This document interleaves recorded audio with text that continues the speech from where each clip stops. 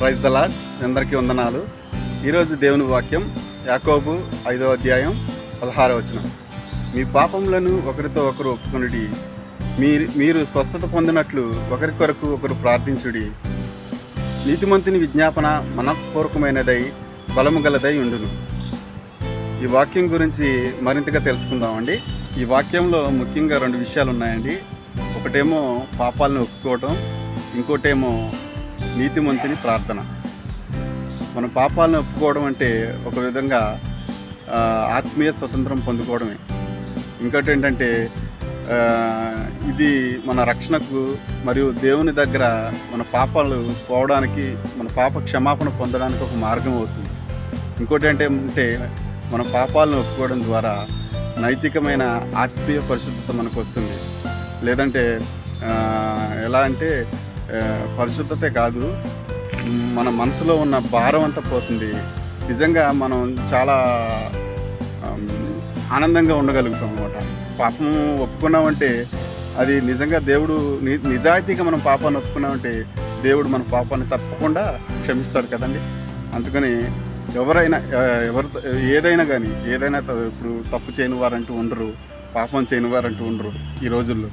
కానీ అది మనం చేసిన తప్పును తెలుసుకుని ఎదుటివారి దగ్గర మన పాపాలను ఒప్పుకోవడం, లేదంటే క్షమించమని అడగడం, అది చాలా గొప్ప గుణం అండి. అలాంటి నీతిగా మనం జీవించగలిగితే దేవుడి దగ్గర మన పాపాలన్నీ క్షమించబడతాయి. అలాంటి ఒప్పుకోలు ప్రతి ఒక్కరు కలిగి ఉండాలి. నీతిమంతుని ప్రార్థన బహు బలమైనదంట.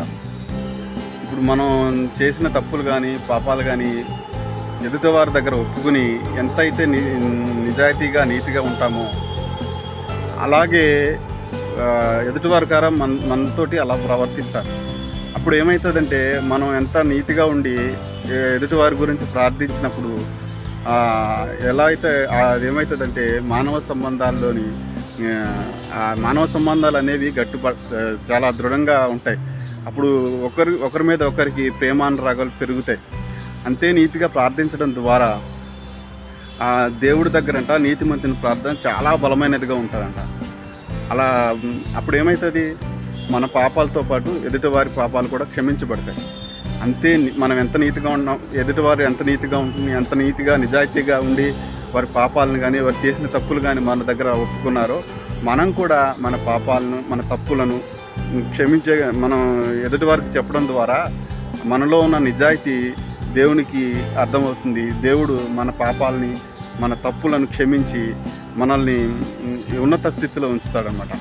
అందుకనే ఇంకోటి ఏంటంటే అలాగా ఒకరి కోసం ఒకరు ప్రార్థించడం ద్వారా, లేదంటే ఒకరు చేసిన తప్పులు ఒకరికొకరు చెప్పుకోవడం ద్వారా, ఒప్పుకోవడం ద్వారా ఏంటంటే అందరూ ఏకమవుతారు. దూరాలు పోయి దగ్గర అవుతారు. అందరూ దగ్గర అవుతారు. మనిషికి ఉన్న దూరం తగ్గిపోయి ప్రేమానురాగాలు పెరుగుతాయి. అలా పెరగడం ద్వారా ఇంకా ఎటువంటి తప్పులు జరగడానికి దారి ఉండదన్నమాట.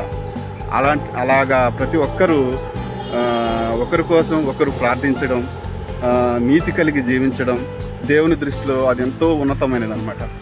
అలా నేను అటువంటి నీతి ప్రవర్తన కలిగి ఒకరి గురించి ఒకరు ప్రార్థన చేసుకోవడం, లేదంటే సంఘంలో ఉన్న అందరి కోసం ప్రార్థించడం ద్వారా దేవుని యొక్క సన్నిధిలో మనం ఎంతో శక్తివంతమై, ఎంతో నీతి గలవారమై దేవుని యొక్క అధికమైన ఆశీర్వాదాలు పొందుకుంటాం అన్నమాట. నిజంగా నాకు పూర్తిగా వివరించడం రావట్లేదు కానండి. ఒకరు చేసిన తప్పులు మనం చేసిన తప్పులు కానీ ఏమైనా పొరపాట్లు కానీ ఎదుటివారితో చెప్పుకున్నప్పుడు మన మనస్సు చాలా ప్రశాంతంగా ఉంటుంది.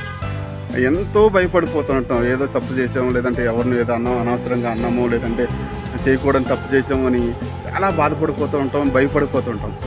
అదే ఎవరితో అయినా చెప్పుకున్నాం అనుకోండి, అది ఎంత మనసు తేలిక పడిపోయి చాలా ప్రశాంతంగా ఉండగలుగుతాం.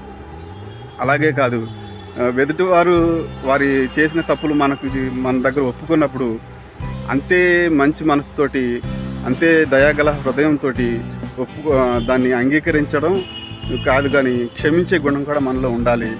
అంతే నీతిగా వారి కోసం ప్రార్థించగలిగే మంచి మనసు మంచి హృదయం కలిగి మనం ఉంటే దేవుడు నీతిమంతులు యొక్క ప్రార్థన కానీ విజ్ఞాపన కానీ దేవుని సన్నిధిలో ఉంటే చాలా బలంగా ఉంటుందంట. చాలా బలమైన ఆశీర్వాదాలు మనకి ఇస్తాడంట. అలాంటి హృదయము అలాంటి మంచి మనసు కలిగి ప్రతి ఒక్కరూ ఉండాలని కోరుకుంటున్నానండి. నిజంగా ఈ వీడియో చూసి ఎవరైతే చూస్తున్నారో, ఈ వాక్యం ఎవరైతే విన్నారో ప్రతి ఒక్కరూ అలా నీతి కలిగి జీవించి మన ప్రవర్తన నీతికరంగా ఉంటే దేవుడు ఎప్పటికీ విడిచిపెట్టేవాడు కాదు. ప్రతి ఒక్కరిని బహు గొప్ప ఆశీర్వాదాలతో ఆశీర్వదిస్తాడు. వీడియోని చూస్తున్న ప్రతి ఒక్కరూ నన్ను సపోర్ట్ చేసి ఒక లైక్ చేయండి, కామెంట్ చేయండి. మీకు వీలైతే సబ్స్క్రైబ్ చేసుకుంటే మరిన్ని వీడియోలు చూడగలుగుతారు. ఆమేన్.